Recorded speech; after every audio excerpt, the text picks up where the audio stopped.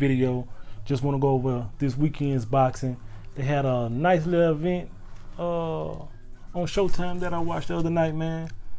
3 good fights, pretty good fights. The last one was kind of a snoozer. Just want to give you my recap on that, man. We're going to jump it off with, it was a Brady versus Ennis, a 10-rounder. Ennis really showed that he a real prospect, could be contender. Some things he need to work. I think he need to step up in opponents. Also work on his defense too. He was letting the guy like kind of get up under him. Sometimes he just got to step back, and he needs to be patient. Just step back and breathe sometimes. Stick his jab, and he has power. And I mean he caught dude with an uppercut, man. Almost lift his ass up like Martin, like what Tommy Hurst hit. What?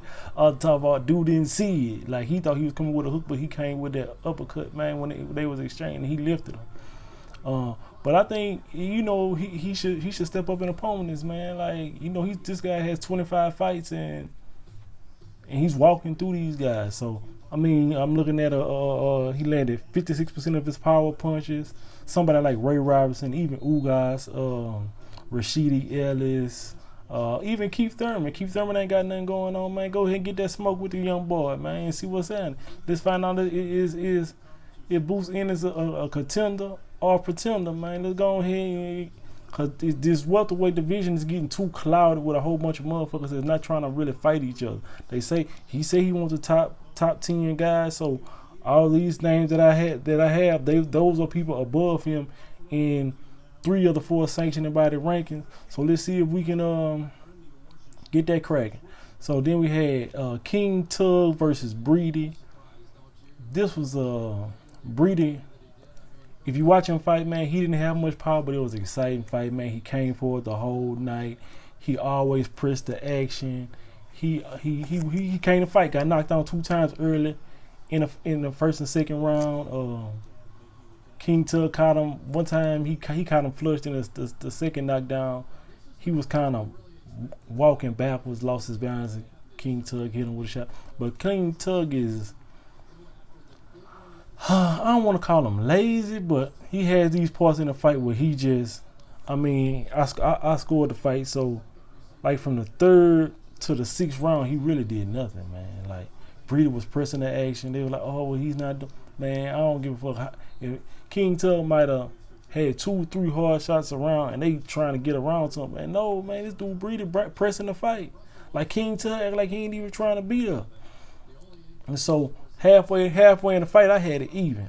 But toward the end, King Tug just put together the harder shots, the crisper rounds, and I had it 114-112 King Tug, but I don't see how he can beat Shakur or a person like Shakur or something. I think him and Shakur would be a good fight. I think him and Shakur would be a really good fight. And that I think that Gary Russell running back with him again. If King Tug pressed the action, I think King Tug will give him a run for his money.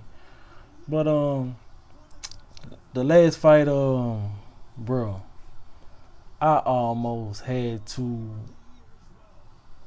go to sleep on this fight.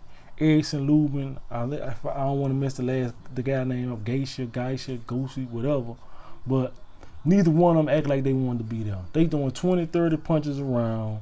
I mean, the first 6 rounds, I gave Lubin just on the strength that he threw more punches than the dude. To be honest with you, like it wasn't even that big of a discrepancy in talent, I don't think. Cause I mean, the Geisha dude, he caught Lubin in an exchange in a later round. I want to say the 9th or the 10th, and I buckled him. I'm talking about almost sent him like an email. But I mean, Lubin, he's a secondary belt and interim belt holder. He's not gonna ever be a unified. This is my personal opinion. He's not gonna ever be a unified